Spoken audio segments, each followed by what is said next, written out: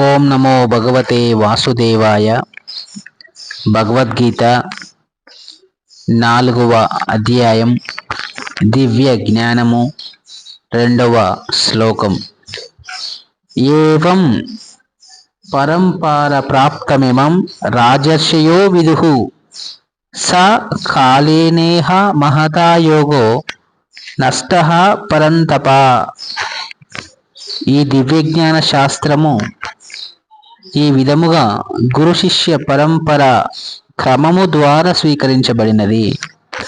రాజర్షులు దానిని ఆ విధముగా అవగతం చేసుకున్నారు. కానీ కాలక్రమమున ఆ పరంపర విచ్ఛిన్న మగుట చేత ఆ శాస్త్రము నశించినట్లుగా కనిపించుచుండెను.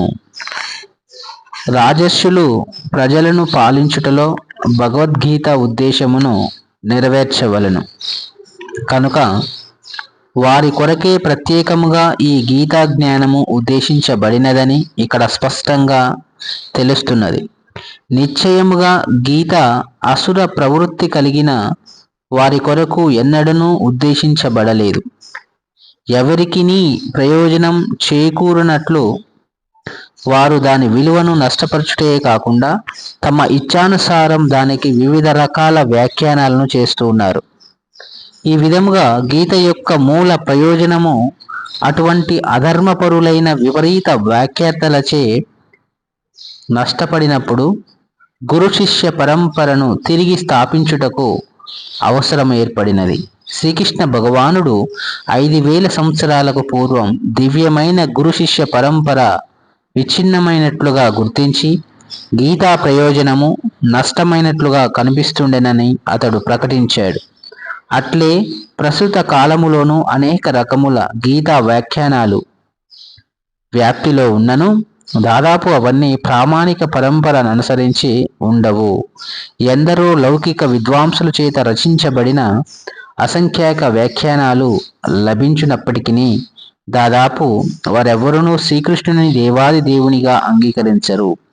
ఏమైనను వారు శ్రీకృష్ణ భగవానుని వచనములపై ఆధారపడి గొప్ప వ్యాపారములను కొనసాగిస్తున్నారు. అదే అసుర ప్రవృత్తి. ఎందుకనగా దానవులు భగవంతుని విశ్వసింపకపోయినను అతని సంపదలను అనుభవింపదలుచుదురు. గురు శిష్య పరంపర వివరణతో కూడిన భగవద్గీత సంపుటములు అవసరముగుట చేత ఆ కొరతను తీర్చుటకు ఈ రచనాయత్నము చేపట్టబడుతున్నది. యథాతథముగా అంగీకరించబడు భగవద్గీత మానవాళికి గొప్ప వరప్రసాదము. అట్లు కాకుండా దానిని ఒక కాల్పనిక తాత్విక గ్రంథముగా గ్రహించినచో అది కాలమును వృధా చేసినట్లగును. స ఏవాయం మయాతే ధ్యా యోగః ప్రోక్తః పురాతనః భక్తోసి మే సఖా చేతి రహస్యం చేతదుత్తమం. నీవు నా భక్తుడవు మరియు మిత్రుడవు కనుకనే ఈ యోగశాస్త్రపు దివ్య రహస్యమును అవగాహన చేసుకోగలవని నేడు నాచే నీకు భగవానునితో గల సంబంధమును తెలియచేయు పురాతన శాస్త్రము చెప్పబడినది. సురులు మరియు అసురులు అని మానవులలో 2 తరగతుల వారు ఉంటారు. అర్జునుడు గొప్ప భగవద్భక్తుడొకటి చేత భగవానుడు అతడిని ఈ గొప్ప శాస్త్రముకు గ్రహీతగా ఎంచుకున్నాడు. కానీ ఈ గొప్ప రహస్య శాస్త్రమును గ్రహించుట అసుర ప్రవృత్తి కలిగిన వారికి సాధ్యపడదు. ఈ దివ్యజ్ఞాన గ్రంథముకు అనేక రకముల వ్యాఖ్యానాలు ఉన్నాయి.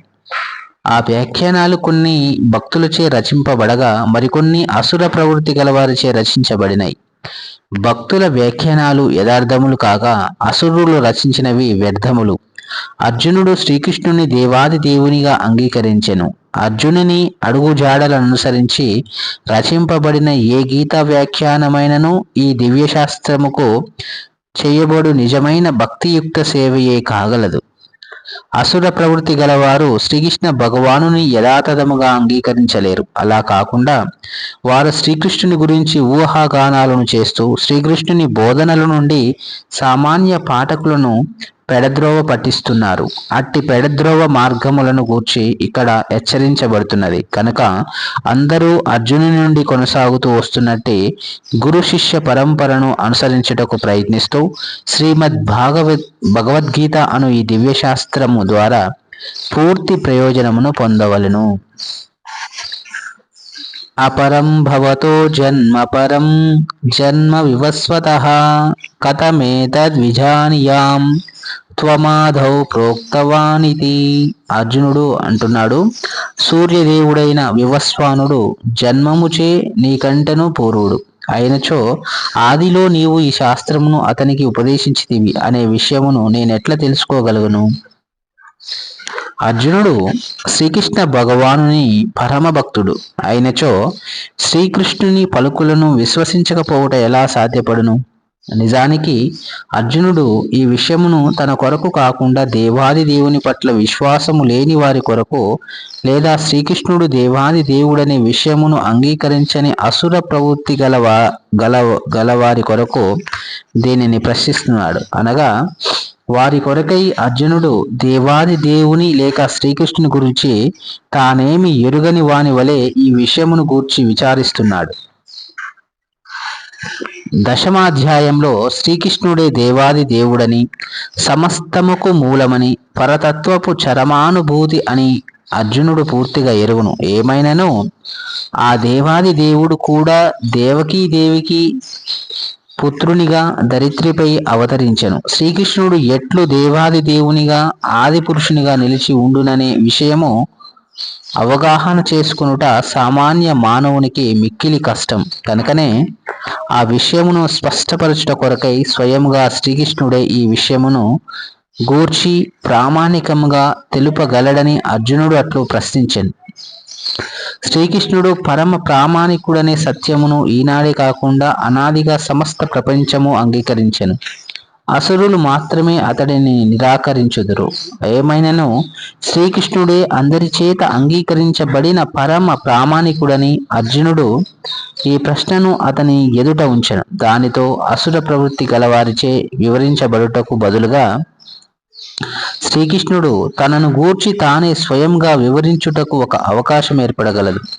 అట్టి అసుర ప్రవృత్తి గలవారు దానవ స్వభావులైన తమ అనుచరుల కొరకై ఎల్లప్పుడూ శ్రీకృష్ణుని గూర్చి వక్రభాష్యం చేస్తున్నారు.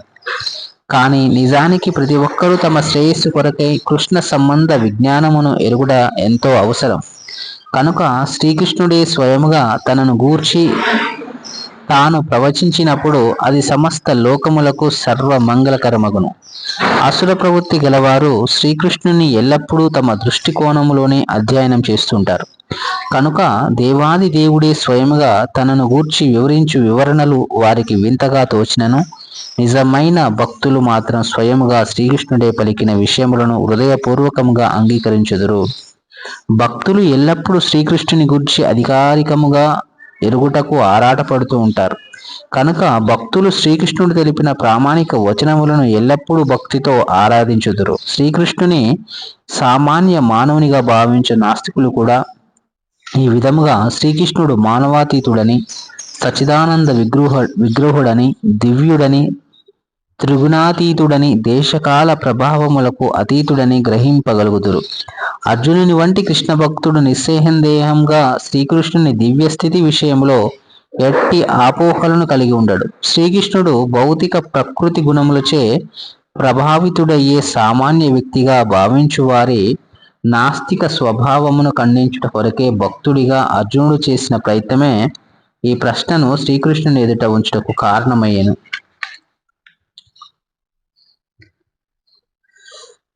బహూని మే వ్యతీతాని జన్మాని తవ చార్జున తాన్యహం వేద సర్వాణి నత్వం వేత్త పరంతప.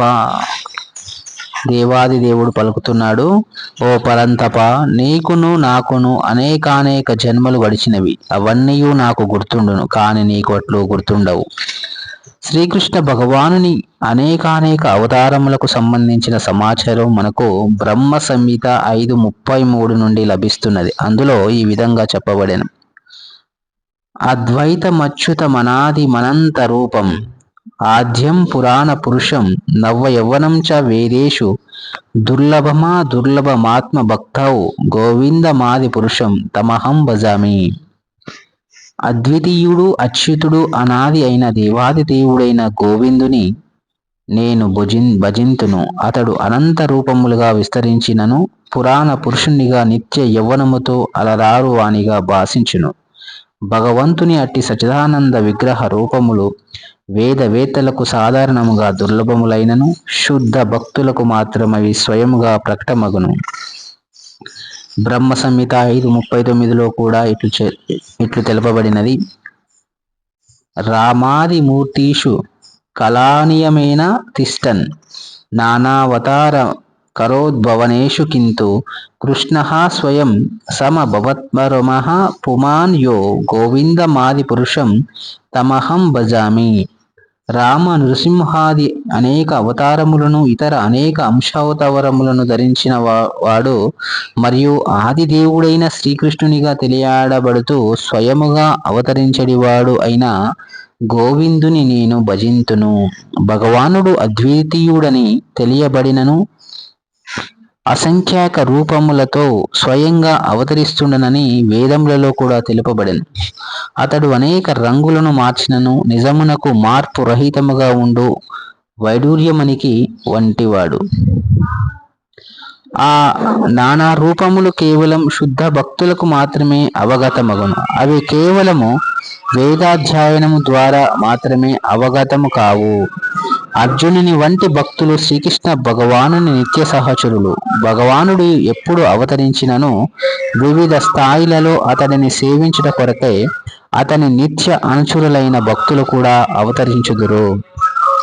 అర్జునుడు అట్టి భక్తులలో ఒకడు. కొన్ని లక్షల సంవత్సరాలకు పూర్వం శ్రీకృష్ణ భగవానుడు సూర్యదేవుడైన వివస్వామునకు గీత జ్ఞానము బోధించినప్పుడు అర్జునుడు కూడా తన స్థాయిలో మరొక భిన్న రూపంలో భగవానుని వద్దనే నిలిచి ఉండెను. ఈ శ్లోకం ద్వారా మనకు తెలియను. కానీ అర్జునునకు మరియు భగవానునకు నడుమ భేదమేమనగా భగవానుడు ఆ విషయమును గుర్తుంచుకొనెను. అర్జునుడు అట్లా గుర్తుంచుకొనుటకు సమర్థుడు కాకుండెను. ఇదే అంశాలైన జీవులకు మరియు భగవానునకు నడుమ భేదం. ఇక్కడ అర్జునుడు శత్రువులను అణచగల గొప్ప యోధునిగా సంబోధింపబడినను తన గత జన్మలలో జరిగిన విషయములను గుర్తు చేసుకొనలేకపోయెను. కనుక జీవుడు లౌకిక పరిగణనలో ఎంతటి గొప్పవాడైనను పరమ పురుషునికి ఎన్నడూనూ సమానుడు కాలేడు. శ్రీకృష్ణ భగవానునితో శాశ్వత సహచర్యమును కలిగిన వ్యక్తి నిశ్చయముగా ముక్త పురుషుడైనను అతడెన్నడూనూ భగవానునితో సమానుడు కాపోడు. బ్రహ్మ సంహిత 5:33లో శ్రీకృష్ణుడు అచ్యుతునిగా వర్ణించబడెను. భౌతిక ప్రకృతి సంపర్కములో ఉన్నప్పటికీ అతడు తన దివ్యత్వం నిన్నడూనూ విస్మరింపడు. కనుక జీవుడు అర్జునుని వంటి ముక్త పురుషుడైనను అతడు అన్ని విధములుగా భగవానుడితో సమానుడు కాలేడు. అర్జునుడు భగవంతుని భక్తుడైనను కొన్నిసార్లు అతడు భగవంతుని స్థితిని విస్మరించును. ఏమైనను దివ్యానుగ్రహముచే భక్తుడు వెంటనే తిరిగి భగవానుని అచ్యుత స్థితిని గ్రహించగలుగును. కానీ ఆ భక్తులు లేక అసుర ప్రవృత్తి గలవారు భగవంతుని అట్టి దివ్య స్థితిని గ్రహించలేరు. కనుకనే గీతలోని ఈ వివరణలు ఆ భక్తులకు మరియు అసుర స్వభావం గలవారికి ఎన్నటికీ అవగతములు కావు. శ్రీకృష్ణార్జునులు ఇరువురును స్వభావరీత్యా నిత్యులైనను కోట్లాది సంవత్సరాలకు పూర్వం తాము చేసిన కర్మలన్నింటినీ శ్రీకృష్ణ భగవానుడు గుర్తుంచుకొనగా అర్జునుడు అట్లు గుర్తుంచుకొనలేకపోయాను.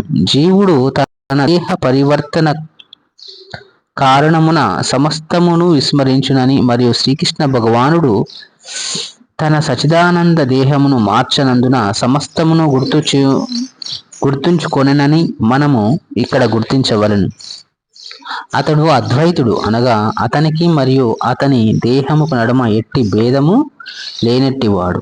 అతనికి సంబంధించిన ప్రతిదీ బ్రహ్మమే. కానీ బద్ధజీవుడు తన భౌతిక దేహముకు అతీతముగా ఉండును. భగవానునిగా మరియు అతని దేహముకు నడుమ భేదము లేకుండుట చేత అతడు భౌతిక జగత్తులో అవతరించినను అతని స్థితి సామాన్య జీవుని స్థితికి ఎల్లప్పుడూ భిన్నముగా ఉంటుంది. భగవానుని ఇట్టి దివ్య స్వభావమును అసుర ప్రవృత్తి గలవారు అవగాహన చేసుకొనలేరు. ఈ విషయమును స్వయముగా భగవానుడే తర్వాతి శ్లోకంలో వివరించాడు.